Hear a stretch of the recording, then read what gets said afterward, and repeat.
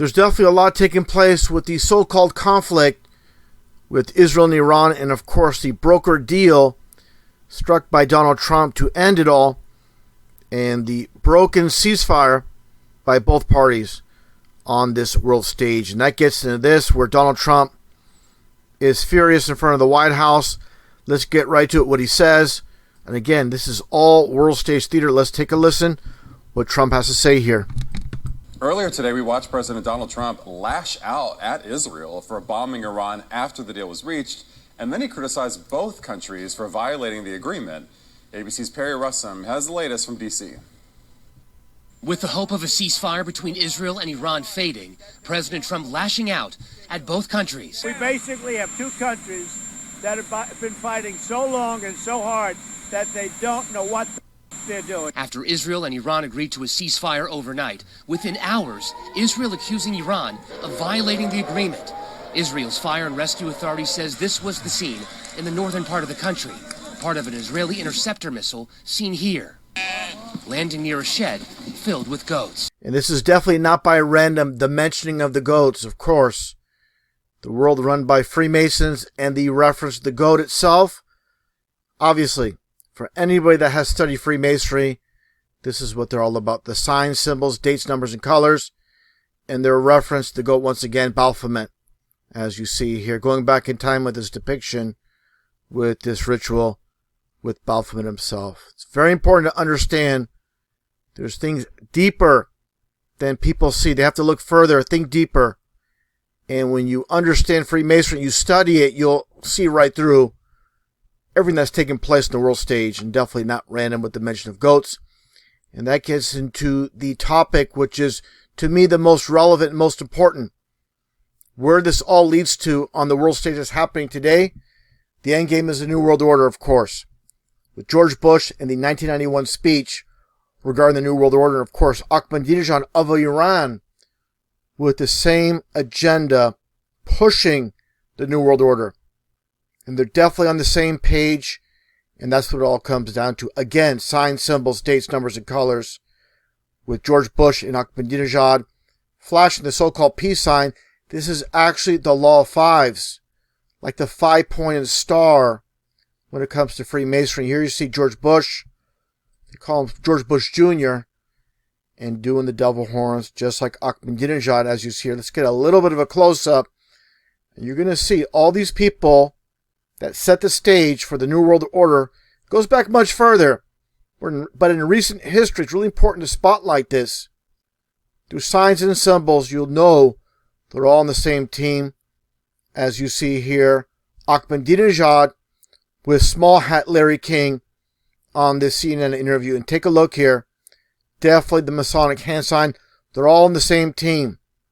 And that gets back to Freemasonry and how they learn to converse. The ancient practice of Masons conversing without the use of speech. And again, the importance of signs and symbols.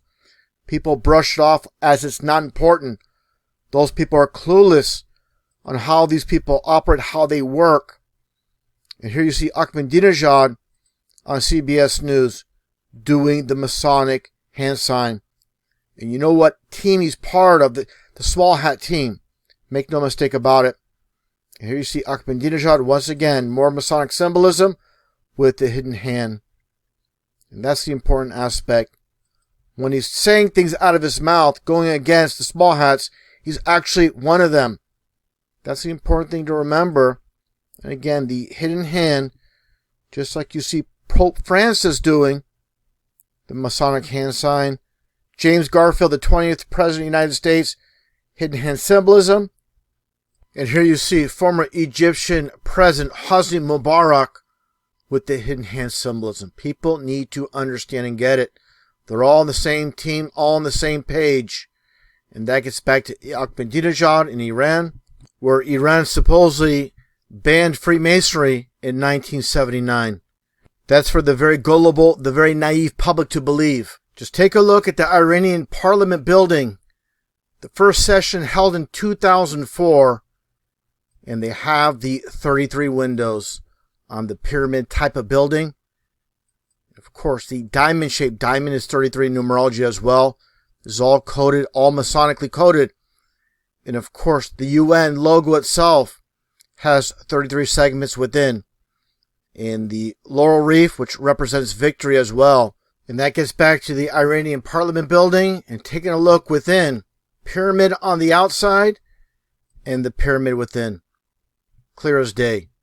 And again, that gets back to the topic which I mentioned earlier of Iran supposedly banning Freemasonry in 1979.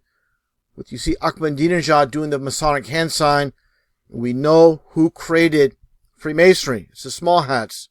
And that brings us to Confucius once again. Signs and symbols rule the world, not words nor laws. Again, the law of supposedly banning Freemasonry in Iran. It's clear as day through signs and symbols what's taking place, and of course, with the whole New World Order agenda. It's not just these individuals here. Biden in 2013 and 2023 talked about how we need a New World Order. Going back in time, 2014, Putin with Fidel Castro, Putin calls for a New World Order. And this is how far back in time I go making YouTube videos. Look how old this webpage is. This is from a screenshot from a video I made many years ago. And look at the old layout. Nonetheless, regarding the Pope, John Paul, what does he say here? There needs to be a respect for international law and the creation of a new international order. Of course, a new world order based on the goals of the United Nations.